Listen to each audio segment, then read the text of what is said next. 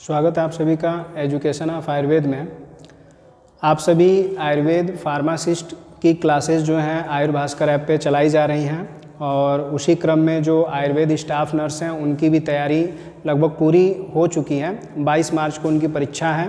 कुछ टेस्ट बचे हुए हैं जो कि कराए जा रहे हैं। अभी भी बहुत से ऐसे स्टूडेंट हैं जिन्होंने क्लास नहीं ली है, तो वीडियो के डिस्क्रिप्शन से जा करके आप आयुर्भास्कर ऐप डाउनलोड कर लीजिए, नहीं तो आप हमारी वेबसाइट पे लॉगिन करके डायरेक्ट क्लास परचेज कर सकते हो। ayurbhaskar.com आप गूगल में डाल करके हमारी वेबसाइट पे जाइए, वहाँ पर आप क्लासेस परचेज कर सकते हो। और सबसे इजी वे है, आप चाहें तो प्ले स्टोर से हमारा ऐप डाउनलोड कीजिए आयुर्भास्कर, वहाँ से क्लासेस परचेज कर सकते हो। इस क्लास में हम आप सभी आयुर्वेद फार्मासिस्टों को 10 प्रश्न इस तरीके से समझाएंगे कि लगभग 10 टॉपिक आपके तैयार हो जाएंगे, ठीक है, ताकि अगर भविष्य में इससे परीक्षा में प्रश्न बनते हैं तो आपको अगर उसका उत्तर देना हो तो झिझके ना, आप सही उत्तर दे सकें, ठीक है। तो सबसे पहले जो प्रश्न यहाँ पे सम्मिलित किया गया है उसमें कहा गया है लघुत्रयी ख्याति प्राप्त ग्रंथों में इनमें से किसे सम्मिलित नहीं किया गया है। सबसे पहले तो हमें ये जानना होगा कि लघुत्रयी ख्याति प्राप्त ग्रंथ होते क्या हैं, ठीक है। लघुत्रयी ख्याति प्राप्त ग्रंथ किसे कहते हैं? तो लघुत्रयी ख्याति प्राप्त ग्रंथ का मतलब ऐसे छोटे 3 ग्रंथ जिन्हें ख्याति प्राप्त है। ख्याति का मतलब जिन्हें प्रसिद्धि प्राप्त है। तो आपकी जानकारी के लिए बता दें कि आयुर्वेद में जो ख्याति प्राप्त ग्रंथ हैं वह 2 पार्ट में डिवाइड किए गए हैं, एक लघुत्रयी और एक बृहत्त्रयी। तो लघुत्रयी का मतलब क्या है? जिसमें 3 छोटी पुस्तकों को सम्मिलित किया गया है। तो इसमें कह रहा है कि सम्मिलित नहीं है, इनमें से क्या नहीं सम्मिलित है। तो आप अगर देखें तो यहाँ पे ऑप्शन में दिया गया है चरक संहिता, भाव प्रकाश, माधव निदान, शारंगधर संहिता, ठीक है। तो यहाँ पे आपको लघुत्रयी में अगर पूछ रहा है सम्मिलित नहीं है तो चरक संहिता सम्मिलित नहीं है, क्योंकि चरक संहिता बृहत्त्रयी की ग्रंथ है, बृहत्त्रयी के अंतर्गत यह सम्मिलित किया गया है। बाकी भाव प्रकाश जो है यह आचार्य भाव प्रकाश मिश्र द्वारा लिखा हुआ है। आचार्य भाव प्रकाश मिश्र ने इसे लिखा है। माधव निदान माधवाकार ने लिखा है। किसने लिखा है? माधवाकार ने, माधवकार भी लिख सकते हैं। और शारंगधर संहिता जो है आचार्य शारंगधर ने लिखा है। आचार्य शारंगधर ने शारंगधर संहिता लिखी हुई है। तो ये 3 जो किताबें हैं ये लघुत्रयी के अंतर्गत आते हैं, ठीक है। तो जो सम्मिलित नहीं है यही है, क्योंकि यह बृहत्त्रयी के अंतर्गत आता है। और बृहत्त्रयी का मतलब जो बड़े ख्याति प्राप्त जो ग्रंथ हैं, जो कि बड़े हैं, तो उन्हें बृहत्त्रयी के अंतर्गत सम्मिलित किया गया है, ठीक है। तो इस हिसाब से आपको दिमाग में रखना है कि जो लघुत्रयी हैं वो 3 किताबें हैं। लघुत्रयी के अंतर्गत 3 ग्रंथ हैं, जो भाव प्रकाश जिसको बोला गया, माधव निदान बोला गया और शारंगधर संहिता बोला गया, और सबके जो रचनाकार हैं उनके सामने लिख दिए गए हैं। अब बृहत्त्रयी में अगर बोलेंगे तो चरक संहिता एक हो ही गया, एक हो गया आपका सुश्रुत संहिता, और एक हो गया जो बागभट्ट ने लिखा है जिसमें अष्टांग हृदय और अष्टांग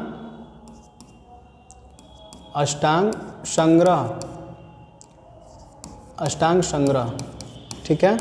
तो ये बागभट्ट द्वारा लिखी है।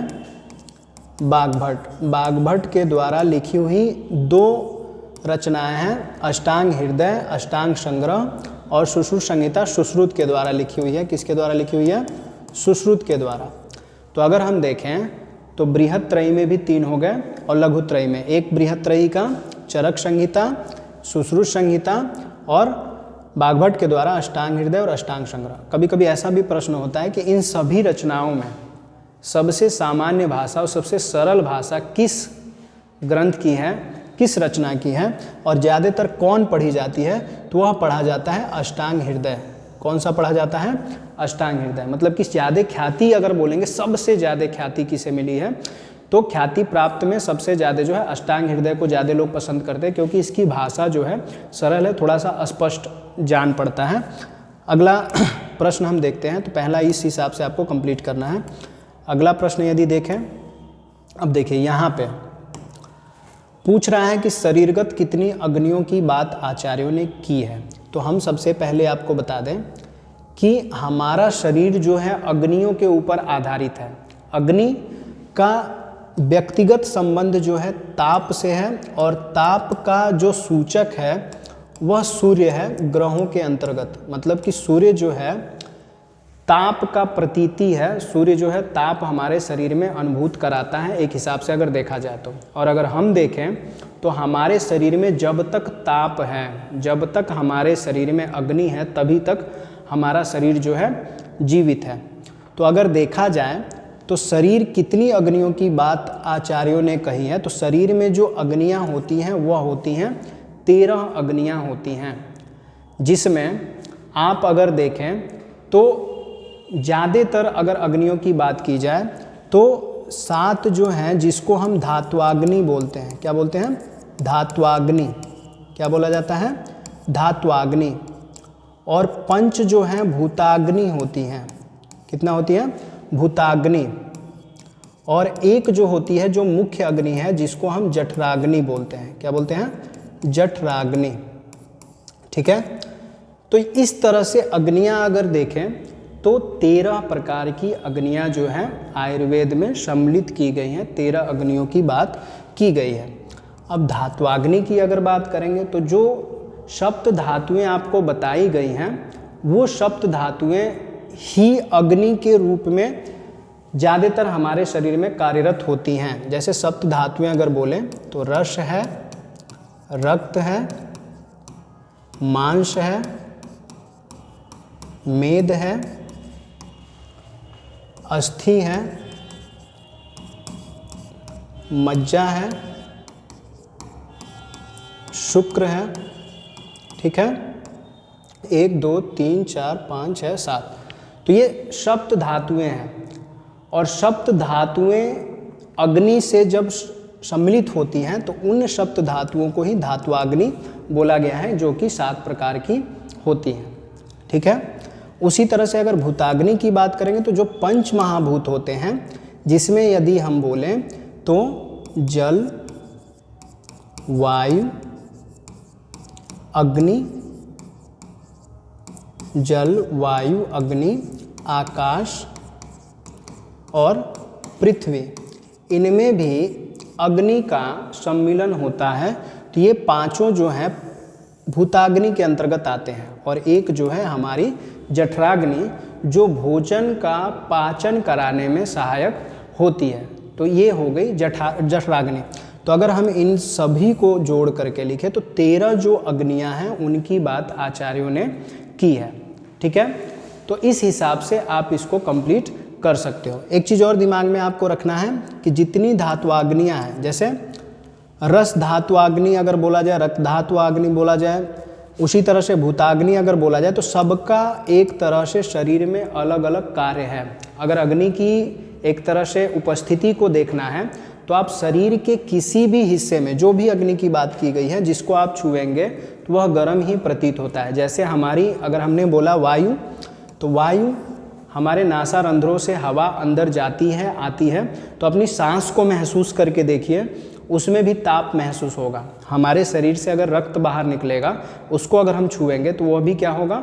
गर्म महसूस होगा। तो कहने का मतलब यह है कि हमारे शरीर का तापमान, ज्यों ही मनुष्य मरता है, मनुष्य मरेगा, ज्यों ही मृत होता है, तो यह अग्नि क्या हो जाती है? मृत होते ही अग्नि क्या हो जाती है? बुझ जाती है। इसलिए शरीर क्या हो जाता है? ठंडा पड़ जाता है। शरीर ज्यों ही ठंडा पड़ा, मतलब हमारे शरीर से अग्नि खत्म हुई और देह की समाप्ति हो गई। ठीक है, तो आचार्यों ने जो अग्नियों की बात की है, शरीरगत अग्नियों की बात की है, वह 13 है। ठीक है, आप सभी को बता दें कि जितने भी आयुर्वेद फार्मासिस्ट हैं उनकी क्लासेस जो है आयुर्भास्कर ऐप पे चल रही हैं, और वह क्लासेस विस्तृत तरीके से, बेसिक जो क्लासेस है जो आप अभी यहाँ पे देख रहे हो, इससे सटीक क्लास जो है ऐप पे आपको 65 क्लासेस कंप्लीट करा करके दे दी जा चुकी हैं, ताकि अगर आप शुरू से अपना सब्जेक्ट समझना चाहें तो आप समझ सकते हो।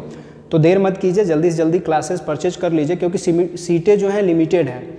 अगर सीटें जो हैं हमारे हिसाब से फुल हो जाती है तो फीस जो है इंक्रीज़ हो सकती है, बढ़ सकती है। तो इसलिए ऑफ़र जो है लिमिटेड है, जल्दी से जल्दी क्लासेस ज्वाइन कर लीजिए, क्योंकि क्लासेस शुरू हो चुकी हैं और आज एक क्लास ली भी जा चुकी है। तो इसलिए देरी ना करें, अगले प्रश्न को देखते हैं। अगला प्रश्न देखिए, बहुत ही शानदार प्रश्न है। कह रहा है इनमें से किस आचार्य ने स्वास्थ्यवृत्त की व्याख्या की है। इसमें आप देखिए एक आचार्य जो है सबसे पहले नंबर पे हैं, आचार्य चक्रपाणी। तो जब भी स्वास्थ्यवृत्त की बात आए, स्वास्थ्यवृत्त की बात आए तो इस आचार्य को आपको नहीं भूलना है, चक्रपाणी को नहीं भूलेंगे, क्योंकि आचार्य चक्रपाणी ने ही स्वास्थ्यवृत्त की सर्वप्रथम व्याख्या जो है इन्होंने की है। चरक ने स्वास्थ्यवृत्त के अंतर्गत बहुत सारी चीज़ों को बताया है, लेकिन व्याख्याकार अगर पूछा जाए तो चक्रपाणी का ही नाम आप बताएंगे।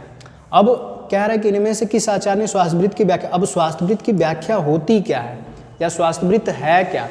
तो हम अगर वृत्त की बात करें तो वृत्त जो है एक वृत्तांत को दर्शाता है। किसको दर्शाता है? वृत्तांत। और वृत्तांत अगर बोले तो एक पूरी तरह से एक समायोजना है, एक तरह से योजना है जो स्वास्थ्य के प्रति की जाती है। एक योजना जो स्वास्थ्य के प्रति की जाती है कि हम कैसे स्वस्थ रहेंगे। तो स्वास्थ्य वृत्त के अंतर्गत हम अपने आहार विहार जो हमारी दिनचर्या के अंतर्गत, ऋतुचर्या के अंतर्गत, रात्रिचर्या के अंतर्गत किस हिसाब से रहनी चाहिए उसके बारे में समझते हैं। तो स्वास्थ्य वृत्त आपके स्वास्थ्य का पूरी तरह से एक वृत्तांत हो गया, विस्तृत वर्णन हो गया, विस्तृत तरीके से देखभाल हो गई, उसमें इस चीज़ों को समायोजित किया गया है, बताया गया है। अब आहार तो हमें समझ में आता है कि खान पान के बारे में, कि कैसे हम क्या चीज़ें खाते हैं, कैसे हमें क्या चीज़ें खानी चाहिए। तो वहाँ पे स्वास्थ्यवृत्त में एक विषय मिलता है, एक वर्ड मिलता है जिसको हम बोलते हैं पथ्य, और एक को बोलते हैं अपथ्य। क्या बोलते हैं? पथ्य, अपथ्य। तो स्वास्थ्यवृत्त में बताया जाता है कि पथ्य जो स्वास्थ्य के लिए हितकर है, खाने में प्रयोगकर है, अच्छा है, और एक अपथ्य जो हमारे लिए अहितकर है। ठीक है, अहितकर मतलब जो स्वास्थ्य के लिए लाभदायक नहीं है। जो पथ्य है वह हितकर है, जो अपथ्य है वो अहितकर है। तो इन विषयों को भी स्वास्थ्यवृत्त में सम्मिलित किया जाता है खान पान के अंतर्गत, कि हमें क्या चीज़ खाना है, क्या चीज़ नहीं खाना है, कैसे रहना है, कैसे नहीं रहना है। ठीक है, तो इन चीज़ों को भी इसमें बताया जाता है। अगर विहार की बात करेंगे तो विहार का मतलब हमारे दैनिक कार्यों से मतलब है, दैनिक कार्य जो हमारे हैं वह विहार के अंतर्गत आते हैं। अब दैनिक कार्य कौन से हैं जिससे हम स्वस्थ रहते हैं, अस्वस्थ भी हो सकते हैं। जैसे उदाहरण के तौर पे हम व्यायाम ले सकते हैं, नस्य को समझ सकते हैं, अभ्यंग को समझ सकते हैं। ठीक है, क्षौर कर्म है, आपके केश कर्तन है, नख कर्तन है, इस सारी चीज़ों को हम इसमें सम्मिलित कर सकते हैं। व्यायाम आपको पता ही है, व्यायाम क्या है, विहार के अंतर्गत आता है। एक तरीके से हमारे नित्य शरीर को स्वस्थ रखने के लिए एक किया जाने वाला एक तरीके का प्रयास है, अभ्यास है, जो हम शरीर को स्वस्थ करने के लिए करते हैं। नस्य भी क्या है, आयुर्वेद में दिनचर्या के अंतर्गत बताया गया है कि नस्य जो है हमारे नासाद्वार को एक तरह से शोधित करता है, श्वास रोग नहीं होने देता है। तो इसलिए नासारंध्रों में तेल, स्नेह को प्रवेश कराया जाता है, डाला जाता है, तो उसे नस्य विहार के अंतर्गत ही करते हैं। अभ्यंग, मालिश वगैरह जो है वो बताए जाते हैं। जब डिटेल में आप पढ़ोगे तो उसको उस तरीके से आपको समझाया जाएगा। उसी तरह से दिनचर्या है, दिन भर का किया गया कार्य है, जिसमें रात्रि का कोई भी कार्य सम्मिलित नहीं होता है, वो भी सायंकाल से पहले का। सुबह ऊषा काल से लेकर कब तक? अपराह्न काल के बाद तक जो समय, जो भी कार्य हम कर रहे हैं वो सभी दिनचर्या के अंतर्गत आता है। ऋतुचर्या का मतलब जिस ऋतु में जो कार्य करने चाहिए उसको उस ऋतु में करें, तो ऋतुचर्या के अंतर्गत आता है। ठीक है, तो ये सारी चीज़ें एक ही जगह पे आपको स्वास्थ्यवृत्त में मिलती हैं। तो जैसे कि आप सभी का एक विषय है आयुर्वेद परिचय एवं स्वास्थ्यवृत्त, तो उसमें इन चीज़ों को इसी तरीके से आपको पढ़ना है। आप अगर ये डर रहे होगे कि नहीं बहुत डिफ़िकल्ट है, नहीं कुछ कर पाएंगे, तो ऐसा कुछ नहीं है। आपको इतने ईजी वे में हम पढ़ा देंगे कि आपको सारी चीज़ें आसान लगने लगेंगी, कोई दिक्कत नहीं होगी। ठीक है, अगला प्रश्न देखते हैं। अगला प्रश्न देखिए। अब देखिए, कह रहा है मनुष्य को चिरकाल तक जीवित रहने हेतु इनमें से किसकी सामान्यता आवश्यक है। तो चिरकाल तक अगर हमें जीवित रहना है तो हमारे शरीर में क्या चीज़ जरूरी रहना चाहिए। तो हमारे शरीर में सबसे ज़रूरी चीज़ जो है अग्नि की है। अग्नि अगर है तो मनुष्य जीवित है। अभी हम आपको शुरू में ही बताएं, अग्नि यदि है तो मनुष्य जीवित है, अग्नि यदि नहीं है तो मनुष्य जीवित नहीं होगा। तो चिरकाल तक यदि हम में जीवित रहना है तो किसकी साम्यता होनी चाहिए, अग्नि की।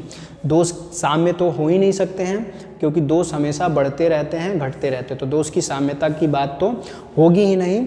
कफ दोष का एक हिस्सा है। जैसे हम अगर त्रिदोष बोलते हैं तो त्रिदोष में जो सम्मिलित होते हैं वात पित्त और कफ, वात पित्त और कफ। आयुर्वेद पूरा इन्हीं त्रिदोषों पे आधारित चिकित्सा को करता है। जिन्हें कोई भी बीमारी है तो उनके शरीर में दोष बढ़े हुए हैं, और इन दोषों को जान करके ही जो चिकित्सा की जाती है उसी में ज़्यादातर लाभ प्राप्त होता है मनुष्य विशेष को। ठीक है, वात क्या है, वात वायु का एक तरह से हम कह सकते हैं पर्याय रूप है। वात जो है वायु का पूरक है, कफ जो है जल का पूरक है। अब यहाँ पे अग्नि दे दिया है तो अग्नि पित्त का पूरक है, पित्त में अग्नि होती है। ठीक है, तो हम यहाँ पे पित्त न कह करके सामान्य अग्नि को ही बोलेंगे, और दोष जो है इन तीनों को समझा रहा है, इन तीनों को। ठीक है, लेकिन आंसर क्या होगा, चिरकाल तक जीवित रहने के लिए हमारे शरीर में जो है अग्नि जो है साम्य होनी चाहिए। ठीक है, अगला प्रश्न देखते हैं। अगला प्रश्न देखिए, कह रहा है उपस्तंभ इनमें से नहीं है। उपस्तंभ का मतलब क्या है, एक तो स्तंभ होता है, क्या होता है, स्तंभ, जिस पे हमारा जो शरीर है एक तरह से आधारित है, जिसको हम बोलते हैं त्रिस्तंभ। क्या बोलते हैं, त्रिस्तंभ। अगर दोनों को एक साथ जोड़ देंगे तो हो जाएगा त्रिस्तंभ। एक क्या बोल रहा है, उपस्तंभ, उपस्तंभ। तो उपस्तंभ का मतलब स्तंभ, मतलब कि इस स्तंभ से छोटे या इनका एक तरह से विभाग। तो उपस्तंभ में तीन चीजें सम्मिलित हैं, आहार, ब्रह्मचर्य और निद्रा। तीन चीजें जो हैं उपस्तंभ में सम्मिलित हैं। आचार्य क्या कहते हैं कि इन तीनों का अगर बुद्धिमानी से बुद्धिमत्तापूर्ण अगर प्रयोग में लिया जाए या इनका प्रयोग किया जाए तो मनुष्य शरीर जो है ज़्यादातर लाभ प्राप्त करता है, दीर्घायु होता है, स्वस्थता को प्राप्त करता है। और जब स्तंभ की बात करेंगे, जिसको हम कह रहे हैं कि जिस पे हमारे शरीर का पूरा आधार है, तो त्रिस्तंभ को त्रिदोष या त्रिस्थूण भी कहा गया, जिसमें वात पित्त कफ जो दोष है उनको सम्मिलित किया गया। ठीक है, तो ये जो है उपस्तंभ को ही दिमाग में रखना है, इनसे हमें अभी कुछ लेना देना नहीं है। तो उपस्तंभ में आहार, ब्रह्मचर्य और निद्रा सम्मिलित होती हैं। तो इनमें से नहीं पूछ रहा है तो मैथुन सम्मिलित नहीं होता है। तो उपस्तंभ में मैथुन सम्मिलित नहीं होता है, ऐसा आपको अपने दिमाग में रखना है। तो हमने इस तरह से समझाया है कि उपस्तंभ क्या होता है। तो उपस्तंभ में आहार, ब्रह्मचर्य और निद्रा सम्मिलित होती है, जिससे स्वास्थ्य लाभ होता है। अगला देखते हैं। अब देखिए, यहाँ पे कह रहा है कि त्रिस्तंभ को आयुर्वेद संहिताओं में और क्या कहा गया है। तो त्रिस्तंभ को आयुर्वेद संहिताओं में त्रिस्थूण भी कहा गया है और त्रिदंड भी कहा गया है। त्रिस्थूण और त्रिस्तंभ भी कहा गया है। ठीक है, जैसे बोला जाए औषध, हेतु, लिंग। औषध, हेतु और लिंग, ये तीन जो हैं इनको स्तंभ के अंतर्गत हम सम्मिलित कर सकते हैं। किसमें सम्मिलित कर सकते हैं, स्तंभ, जिसको हम क्या बोल रहे हैं, त्रिस्तंभ। ये त्रिस्तंभ में हम इन तीन चीज़ों को सम्मिलित कर सकते हैं। अब तीन चीज़ों को सम्मिलित इसलिए कर रहे हैं ना, इनको त्रिस्तंभ इसलिए कहा जा रहा है क्योंकि एक तरह से आधार हो गया हमारे आधार हो गए। औषध हेतु मतलब बीमारी के कारण को हम हेतु बोलते हैं, कारण को हम क्या बोलते हैं, हेतु बोलते हैं। और लिंग मतलब जो प्रकार है हेतु का या बीमारी का जो प्रकार, उसके हम उसे लिंग के अंतर्गत रख सकते हैं। और औषध जो है जो चिकित्सा में प्रयोग में लिया जाता है। तो कह रहा है कि त्रिस्तंभ को आयुर्वेद संहिताओं में और क्या कहा गया है, तो और ये वाला ऑप्शन सही रहेगा। मतलब कि यहाँ पे सी और बी सही होगा। त्रिस्थूण भी कहा जाता है और त्रिदंड भी कहा जाता है। ठीक है, अगला प्रश्न लेते हैं। अगला प्रश्न कह रहा है त्रिसूत्र, यहाँ पे ची सूत्र लिखा हुआ है, आप इसको सही कर लीजिएगा, त्रिसूत्र। ठीक है, त्रिसूत्र है। तो त्रिसूत्र क्या है, प्राचीन चिकित्सा प्रणाली का आधार। त्रिसूत्र क्या है, प्राचीन चिकित्सा प्रणाली के आधार के रूप में त्रिसूत्र कार्य करता है, जिसमें 3 चीज़ों पे चिकित्साओं को आधार मान करके किया जाता है। तो आप बस याद रखिएगा कि त्रिसूत्र जो है प्राचीन चिकित्सा प्रणाली का एक आधार माना जाता है। अगर इस तरह से प्रश्न आता भी है तो आप दिमाग में ही रखना है कि प्राचीन चिकित्सा प्रणाली का जो आधार है वह त्रिसूत्र है। अगला प्रश्न, अभी हम आपको बता रहे थे, तो त्रिसूत्र में हमने क्या बताया आपको, औषध है, हेतु है, लिंग है, 3 चीज़ें बताई थी। प्रश्न भी वैसा आ गया, कह रहा है इनमें से त्रिसूत्र में सम्मिलित नहीं है।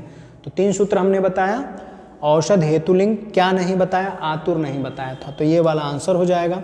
आतुर किसको बोला गया है, रोगी को। और रोगी की जहाँ चिकित्सा होती है उसे हम अस्पताल कहते हैं, लेकिन आतुर को अगर चिकित्सा के साथ अगर जोड़ा जाए, इसे आतुर कह रहा है तो हम इसको आतुरालय कह सकते हैं, चिकित्सालय को आतुरालय। ठीक है, तो एक तरह से पर्याय हो गया ना, अब अस्पताल का एक तरह से पर्याय क्या हो गया, आतुरालय। तो आतुरालय मतलब अस्पताल जहाँ पे आतुर की चिकित्सा होती है, रोगी की चिकित्सा की जाती है। अगला प्रश्न देखिए, कह रहा है उत्तरायण में होता है। इसको थोड़ा सा डिटेल में पढ़ेंगे। ये छीण है, आप ऐसे लिख लीजिएगा, छीण। ठीक है, कह रहा उत्तरायण में होता है बल क्षीण, बल वृद्धि, बलसाम में कोई नहीं। तो उत्तरायण में बल की क्षीणता होती है। तो उत्तरायण है क्या, तो आपको बता दें कि काल के 2 विभाग आचार्यों ने किया है, जिसके विभागों में इस हिसाब से बताया गया है, एक है उत्तरायण और एक है दक्षिणायन। उत्तरायण को आदान काल आचार्यों ने कहा है। उत्तरायण को क्या कहा है, आदान काल। और दक्षिणायन को क्या कहा है, विसर्ग काल। दक्षिणायन को विसर्ग काल। हम क्या कहते हैं कि आयुर्वेद जो है विज्ञान का विषय है, रिसर्च का विषय है। तो आपको बता दें, आयुर्वेद क्या मानता है कि सूर्य भी ग्रहों की गति करती है। सूर्य जो है ग्रहों की गति करता है, जबकि विज्ञान मानता है कि सूर्य ग्रहों की गति नहीं करता है।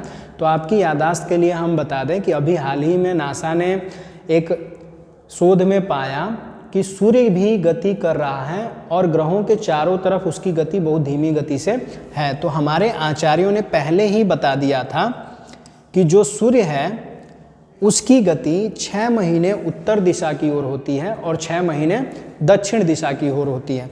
तो 6 महीने जो उत्तर दिशा की ओर गति हो रही है सूर्य की, तो वह क्या है, पृथ्वी के पास चला आता है। पृथ्वी के पास। अब पृथ्वी के पास आने का मतलब क्या है, इस समय ताप बढ़ जाता है, गर्मी बढ़ जाती है उत्तरायण में। और इसमें क्या होता है, पृथ्वी से दूर चला जाता है तो ताप जो है कम हो जाता है। ताप क्या हो जाता है, कम हो जाता है। प्रत्येक आयन में क्या है, 3 ऋतुएं आचार्यों ने बताई हैं। कितनी ऋतुएं, 3 ऋतुएं। प्रत्येक काल में कितनी ऋतुएं हैं, 3 ऋतुएं प्रत्येक आदान में। और इसमें भी 3 ऋतुएं बताई गई हैं। तो टोटली कितनी ऋतुएं बताई गई हैं, 6 ऋतुएं। अब बल क्षीण कैसे होता है वो जान लेते हैं। उत्तरायण में बल क्षीण होता है। कैसे क्षीण होता है, तो उत्तरायण में बल इसलिए क्षीण होता है क्योंकि जैसे जैसे गर्मी बढ़ती है तो शरीर के जो सौम्य भाग हैं, सौम्य भाग, अब सौम्य की बात करेंगे तो जिसको हम स्निग्ध भी कह सकते हैं। और स्निग्ध का मतलब क्या है, मुलायम जो पदार्थ हैं जो शरीर के अंदर हैं। तो सबसे पहले शरीर में सूखता क्या है, कफ सूख जाएगा। स्नेह सूख जाएगा। स्नेह का मतलब जो भी तेल वाली चीज़ें हैं, जो श्लेष्मा वाली चीज़ें हैं वो सूख जाएंगी और धीरे धीरे शरीर जो है कमज़ोर हो जाएगा। तो गर्मियों में खाना पीना भी खाने का मन नहीं करता है, शरीर क्षीण होते जाता है, कमज़ोर हो जाता है। कारण ये है कि सूर्य की गति उत्तरायण दिशा में हो गई है, आदान काल शुरू हो गया है, इसलिए तो इस तरह की क्षीणता होती है। तो उत्तरायण में क्या होता है, बल क्षीण होता है, जबकि दक्षिणायन में क्या हो रही है, एक तरह से शीतलता विकसित होती है, शीत माहौल होता है, जिसमें शरीर में स्निग्धता उत्पन्न होती है। क्या उत्पन्न होती है, स्निग्धता। तो इसमें शरीर जो है बलशाली होता है, इसमें बलशाली शरीर हो जाता है। तो इस शरीर को हम कहते हैं कि इसमें यह मौसम हमारे लिए बलार्ध है और यह क्या करता है, बल को क्षीण कर देता है। अब स्निग्धता बढ़ने का मतलब क्या है, जब शीत ऋतु आएगी, ठंडी होती है, तो शरीर से जो उत्सर्जन है, या एक तरह से हम बोल दें कि शरीर से जो चीज़ें निकल रही हैं, अवशोषित हो रही हैं, वो अवशोषण की मात्रा कम हो जाती है, इसलिए शरीर में बल की वृद्धि होती है। ठीक है, अगला प्रश्न देखते हैं। अगला प्रश्न कह रहा है, द्विविध औषधि के अंतर्गत इनमें से क्या नहीं है। द्विविध औषधि कौन कौन से, तो द्विविध में दो चीज़ें प्रयोग में ली गई हैं, शोधन और शमन। शोधन शमन लिया गया, बस सहनन नहीं आता है, इसलिए द्विविध औषधि के अंतर्गत इनमें से क्या नहीं है, सहनन नहीं होता है। शोधन क्या है, शोधन एक चिकित्सा उपक्रम है जिसमें शरीर के अंतर्गत जो चीज़ें खराब हुई हैं उनका शोधन किया जाता है। जैसे अगर हम बताएं अजीर्ण, अजीर्ण का मतलब क्या है, शरीर के अंतर्गत जो भोजन पचा नहीं है, अपचा है, या हमारी अग्नि प्रदीप्त नहीं हुई है। अग्नि क्या है, शाम में है, अरुचि हमें है, खाने का मन नहीं है, तो इस चीज़ को सही करने के लिए हम शोधन चिकित्सा को प्रयोग में ले सकते हैं, शोधन उपचार कर सकते हैं, जिसमें क्या करना होगा, शरीर का जो अधपचा भोजन है उसे शरीर से बाहर निकालना होगा, चाहे वमन करके चाहे मल के द्वारा बाहर निकालना पड़े।